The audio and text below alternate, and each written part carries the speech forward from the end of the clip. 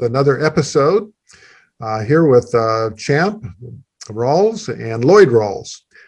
So Champ, why don't you talk a little bit about your company and a little bit about your specific background, and then I'll have you introduce your father here and have him talk a little bit about how the company was founded. Yeah, well, the Rawls Group is a succession planning firm that is nationwide. We've got about 20 team members, 10 dedicated succession planners who span the country with our clients with one focus every day, which is our mantra to impact lives and perpetuate legacies. So, predominantly our clients are family-owned businesses who are capital intensive. We define family as not only just blood, but that can be partners, that can be any form of familial unit that is an ownership group. But traditionally not a management team. No, correct. Traditionally not a management team. And our clients span everything from agriculture to professional service firms, to car dealerships, to construction, to oil, to cattle. We are in, I think, 49 states, I believe. Which state aren't you in? I want to say we're not in Maine. But I know Maine is kind of out there, so it is out there, and we are actively seeking. It's like it's one of the things we want 50.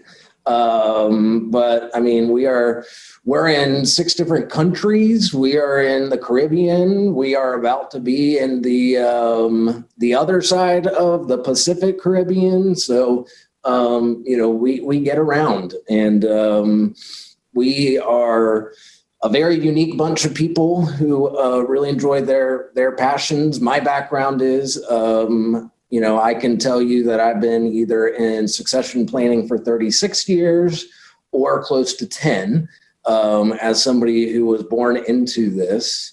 My father is the, founder. So let's hear from your father how he founded the business. What did you do before, or did you have a life before the Rawls succession planning business? Good question. I was a financial planner initially before. So what year was that? What year did you get started as a financial planner? 1973, and I was. I proudly say that I was a financial planner before financial planning was cool. You could probably write a country song about that, but you didn't have things to do as well. I think you should. Are you musical? I think that's a good song. Career. That is a basis for a good song. I couldn't carry a tune in a bucket, and I don't have the voice either. So, but I was a financial planner who had this weakness, and the weakness is I couldn't say no. And my clients would ask me to do a lot of different things that were not involved in finance. And I enjoyed it. I enjoyed the relationships, basically a relationship person. And after being in the business about 10 years, my secretary came up to one day and says, I don't know what the hell we're doing, but it's not financial planning. We need to figure out what we're doing.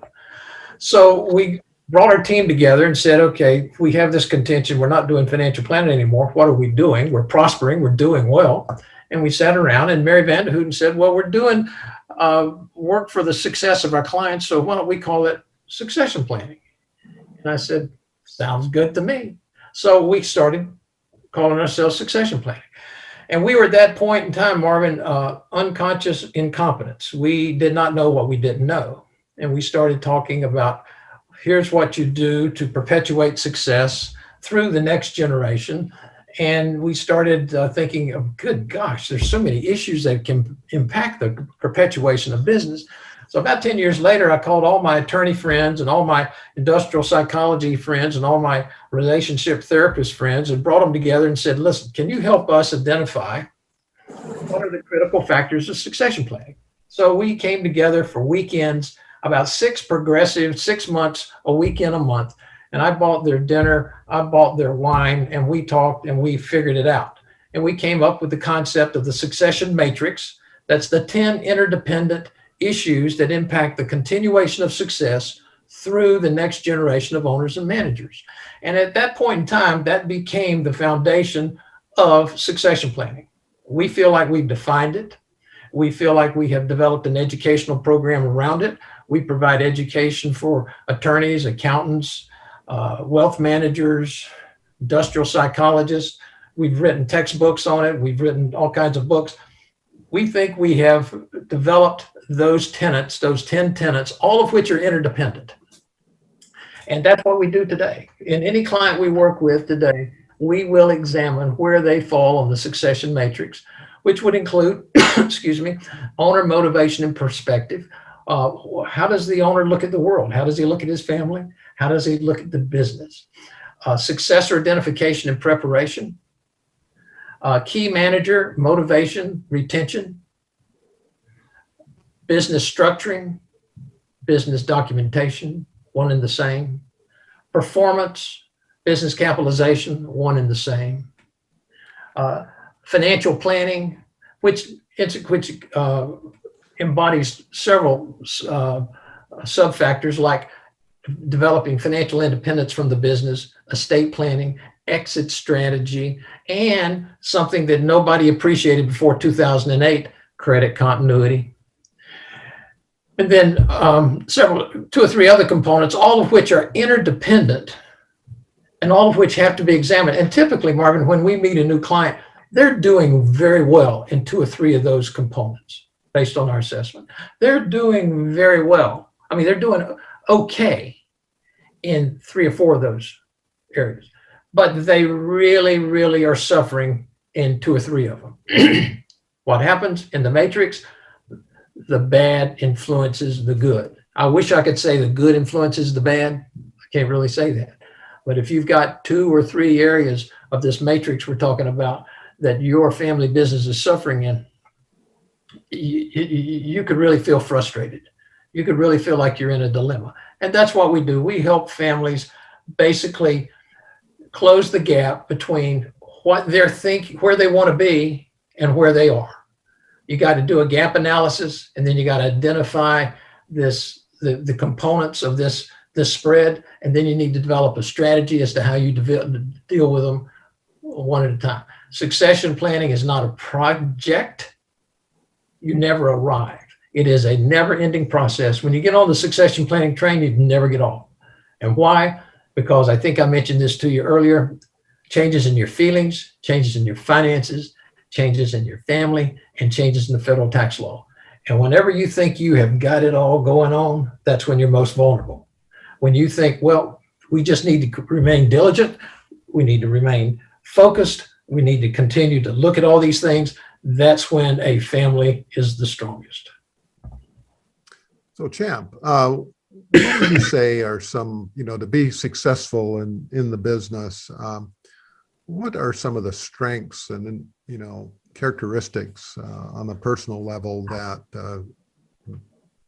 leads to success in doing what you do in succession planning? Ooh, that's a flexibility would be one of the things that comes to mind right off the bat. I think what we do is serve in a leadership role, and clients, prospects, family businesses hire us to obviously assess their family and their situation, but you've got to have the strength, the wherewithal to be able to navigate and be flexible some very tense situations. I would also say on the flip side, you have got to have empathy to be able to understand the challenges associated with the family business. I think one of the things that we talk about often is somebody who's not a family member in a business might have a challenging job, but they don't have the extracurricular responsibilities or expectations associated with how good they are, how bad they are, how entitled they are. And so being able to have some empathy toward, as an advisor, coming into a situation to listen to these people and help them develop a plan, and then be able to be excited for their success. I mean, this is what we do. This is what we get up for every day, to help people get to the next step. And as Lloyd had said, we identify the gap, we develop a plan, we stay focused on it. And when they succeed, it is a day that we all are able to celebrate. So Marvin? in that context, what would you say, kind of what is your greatest accomplishment, either specifically or generally as a succession planner that you've experienced personally? I consistently, I am probably over empathetic. I might not see it, but I take a very impassioned stance with the clients that we work with. We do not work with hundreds of clients. I might have 4 or 5 new clients a year. So the people that we work, we take vested interests in their success. And so one of the biggest accomplishments for me, I think, is getting a phone call from a client where, I mean, it's as simple as them saying thank you. Because for any multitude of reasons, for coming out, for assisting them in a very tense medical family situation, or orchestrating the purchase of new companies. I mean, it can be as big as that to as small as that. But I think the greatest sense of pride is that you can build a relationship with one of these clients where they generally say thank you. And that's where I get the goosebumps every week if I hear one of those, and that's what keeps me going. When you talk about you handle 4, 5, 6 people on an annual basis that you're actively engaged with, how many other succession planners do you have in the company?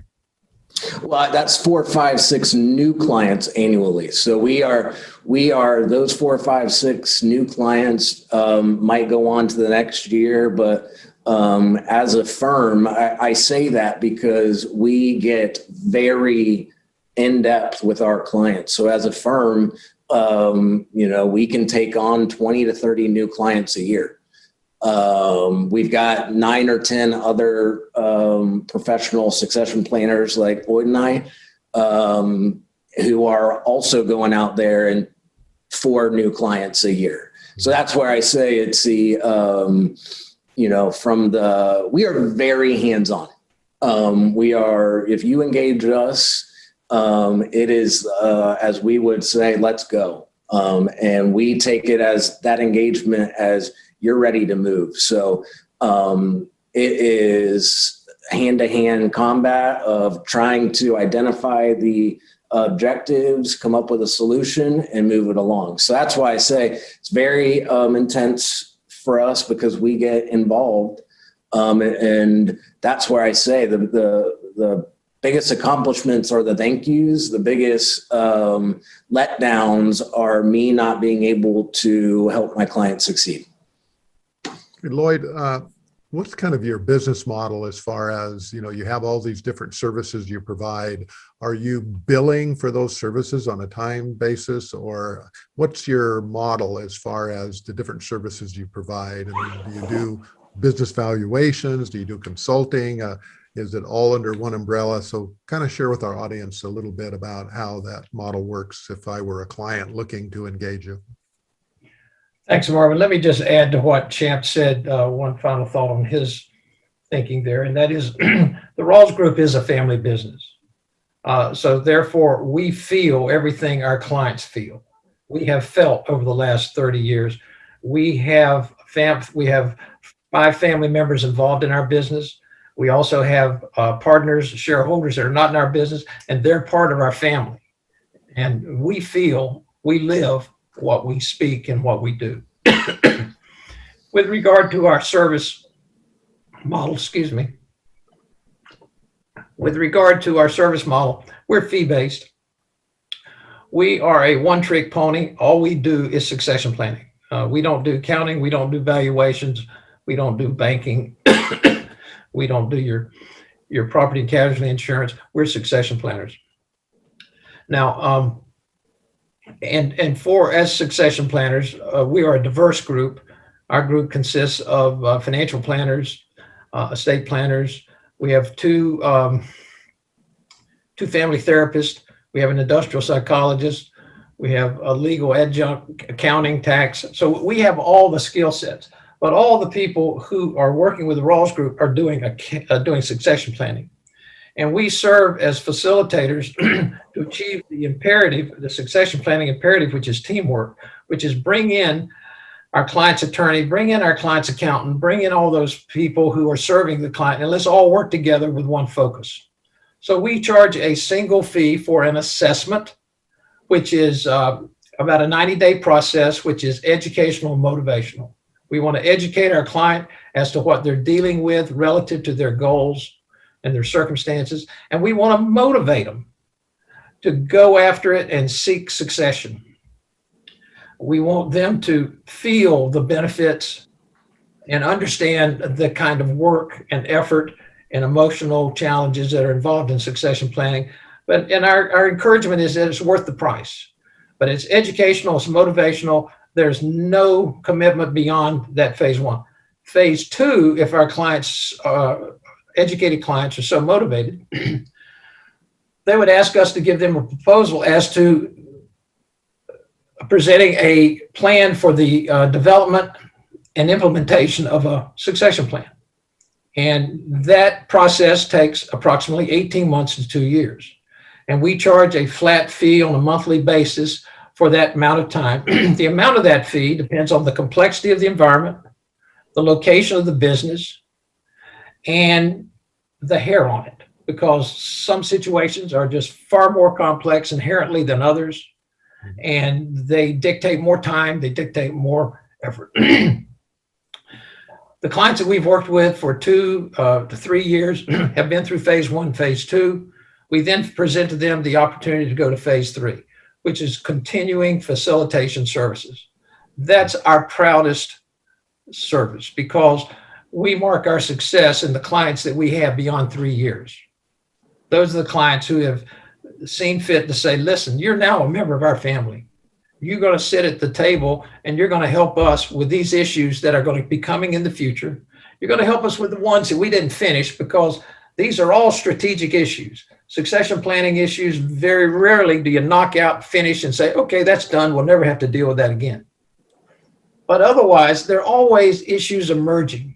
And that's where okay, so speaking to that issue, was always changing environment. What, as a, kind of a senior, practitioner in this field, what changes and trends do you see on the horizon that's going to affect succession planning in general or specifically?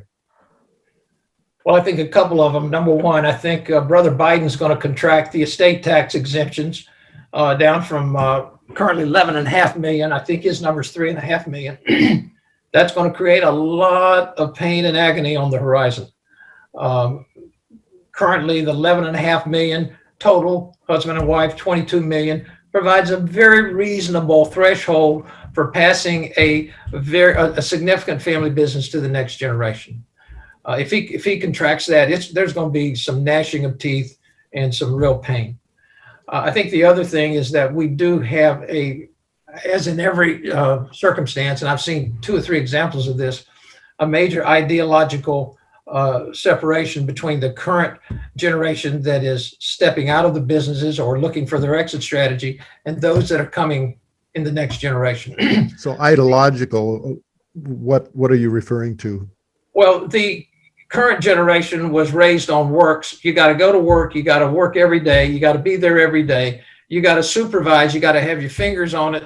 And you've just got to make sure that everything is happening every day in the right place and the right thing. The new generation can take this little device right here and run their entire business. They can use this telephone, and they're they're good at it. Let's face it. Champ and his sisters, everybody can use this business I mean, use this phone and run their entire business. And me, when I look at that, I say, you're missing it. You're missing it. Well, the reality is somewhere in between. You can't run a business from the soccer field, and you don't have. What challenges does that bring to succession planning? The challenge is giving the owner, giving the patriarch, the matriarch, the confidence that they can turn the business over to the next generation, and they're not going to let it waste away while they're at a soccer game. It's huge. So you see that on all the time? Is that what you're telling us, Champ? Yes. I think what he started with there was the technical taxes and all of that. I think one of the biggest things that we run into that is huge is cultural. And I think the cultural standpoint of, whether you're calling them millennials, Generation X, whatever these are, it is the proverbial baton that my dad has to have confidence in me to release the baton that he is still financially independent on this business and that I can run it the same way he was doing it, where he knows I'm not going to run it the same way he did it. I've got a different perspective of work. And so it's what he was saying, how do we get from a succession planning standpoint, both parties let go of this baton? That is a huge challenge. That's one of the biggest ones that we deal with over and over. So looking over your respective careers here, I'll ask Champ first. If you could talk to your 30-year-old self today, what advice would you give that person? My 30-year-old self, what advice would I give that person? You know what? I would say keep on keeping on. I like where I'm at right now. I don't know if that's the best answer for you, but no, that's great. Yeah. How about you, Lloyd? Well, let me comment that Champ is a successor to our business, and I would, if I could just accentuate what he said, Champ is focused. Champ understands what the business opportunities and liabilities are, and with that, keep on keeping on. The advice I would give my colleagues, I'm 74 years old. Talk to yourself, not your colleagues, just knowing what you know from the early 70s till today, let's say 1985, if you were back talking to your 1985 self, what advice would you give them? You're going to make it. You're going to make it. It's going to work. I have said to myself so many times, is it going to work? Am I going to make it? Is my business? That's a great perspective, and I appreciate that. But you just have confidence in yourself and your abilities, and you're going to have your highs and lows, but that's a great answer, actually. Well, the moving part, there's a lot of moving one final question, since we're kind of entering a different phase of COVID right now. Has COVID changed your world at all? It has changed my world dramatically. I used to be able to get on an airplane and have peace and quiet. Nobody could call me. I could write. I love to write books. I've written 4 or 5 books, and I just really like to be on an airplane and have a moment of peace. Now I have Zooms, 4 and 5 and 6 Zooms a day. I'm working harder today in a COVID environment than I did before getting on airplanes. Much more challenging. How about you, Champ? You echo that?